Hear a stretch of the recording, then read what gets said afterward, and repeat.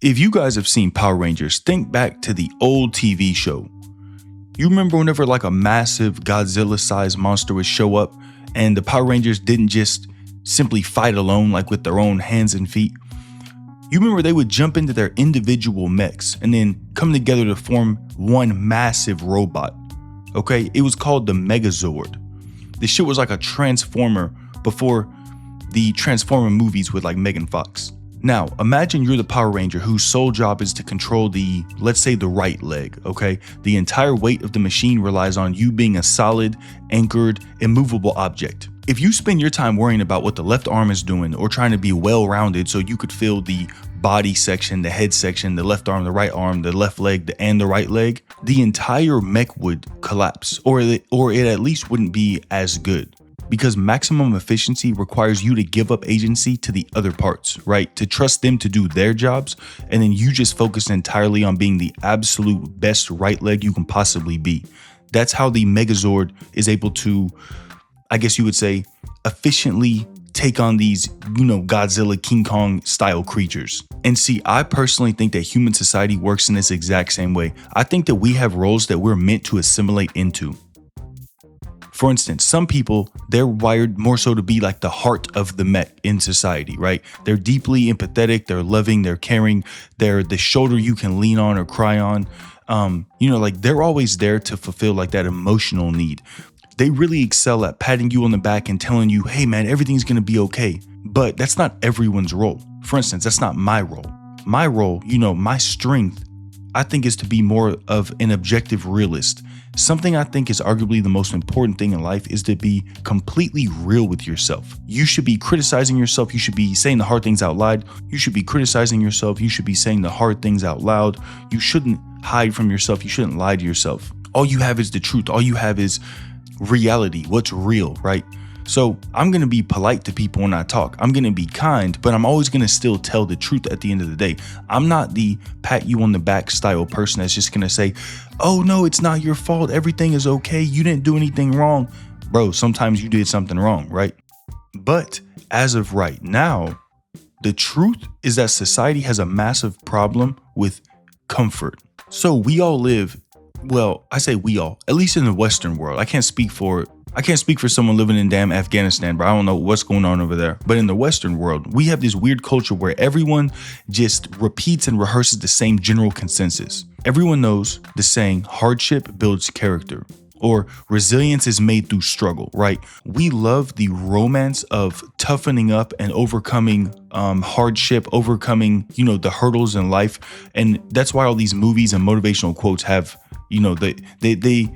they mention these hardships, right? But in real life, we're completely addicted to the luxury of just disgusting comfort. We live in a world where people will basically be buying mini refrigerators to put right next to their couch because they don't want to have to stand up and walk to the kitchen to grab another Dr. Pepper while they're binge watching some 10-episode TV season. I mean, we've basically optimized our lives to eliminate even the slightest hint of friction, and it's making us incredibly fragile and just frail. We're safe. Most of us have food, we have water, shelter, we have a constant paycheck coming in. We really don't have major worries in life. So I'm here to say you're gonna survive being a little bit uncomfortable. And most of us know that, in the depths of our mind.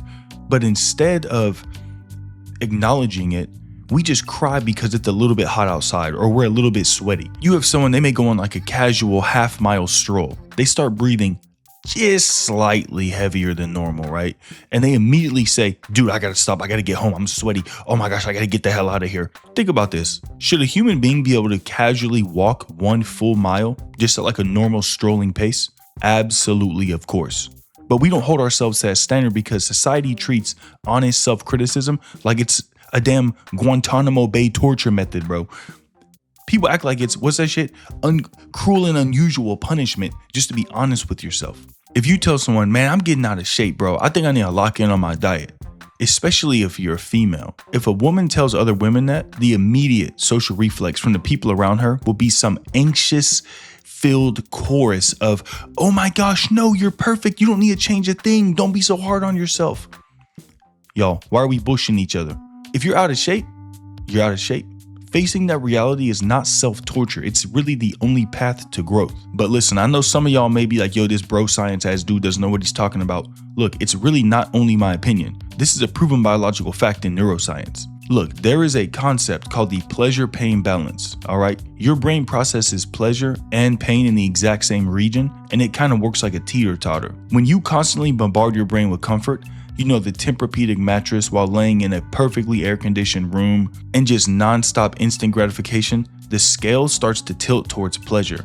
So to fix this, your brain actively fights back by pressing down on the pain side to bring you back to level. So this glitch is that if you live a life of constant luxury, your brain's threshold for pain actually drops pretty drastically. You have basically no resilience. A mild shoulder bump while playing sports or a slight sting of discomfort will start to feel like a damn agonizing crisis because your system is starved of that natural friction that humans should feel. But on the flip side, there's also a biological principle called hormesis. It means that a small and controlled dose of a stressor actually triggers a massive positive adaptive response. Now, I know that's a lot of confusing ass words, but what I'm saying in layman's terms is that a person who walks outside barefoot on the concrete or steps on some dry, sharp grass, you know, someone who stays outside an extra 30 minutes in the heat, sweats a little bit more, maybe they're breathing a little bit heavier, you know, that same person that pushes through that extra half mile whenever they're a little bit tired, they're inducing a hormetic stressor. So they're actually forcing their body and mind to adapt, making them objectively tougher. Whenever you avoid minor struggles, you're literally rewiring your brain to make the rest of your life hurt more. And I know this may be getting confusing. I'm sorry if my damn brain is like a spaghetti mess. I'll bring it back to the roles we play now. See, right now, society thinks kindness means protection from discomfort. If you drop a football because you weren't paying attention, society will politely want to blame the weather. Oh, yo, the sun was a little too bright. Oh, the wind blew and it moved the ball. It really wasn't your fault at the end of the day. But here's the thing is, letting someone blame the sun or the wind is actually kind of cruel because it ensures they'll just drop the next pass or the next ball tomorrow. They'll never actually get better because in their mind, the weather caused a mistake. They're sitting here thinking, motherfucker, I'm not Storm from X-Men, bro. I don't control the weather. If the weather's gonna drop the ball for me, yo, it's out of my hands. They feel powerless to fix it. So when I tell you, yeah, you made a mistake, bro. The ball hit you right in the hands and you dropped it. I'm not being mean. I'm respecting you as a person enough to say you have the agency to fix it. What I'm saying is that admitting that you messed up is not self-loathing. It's just taking control of, you know, your life and the situation around you. And I'll admit, people like me, our advice is not for the faint of heart, but our advice does come from a place of truly wanting to see people get better and win at life. See, we don't need a world of people telling us that we're perfect just the way we are. We need people who are really going to look at the scoreboard, people who are going to look at the mistakes, and people who are going to say the hard things out loud, people who are going to look at us and say, you could be a better version of who you currently are, and here's how you do it.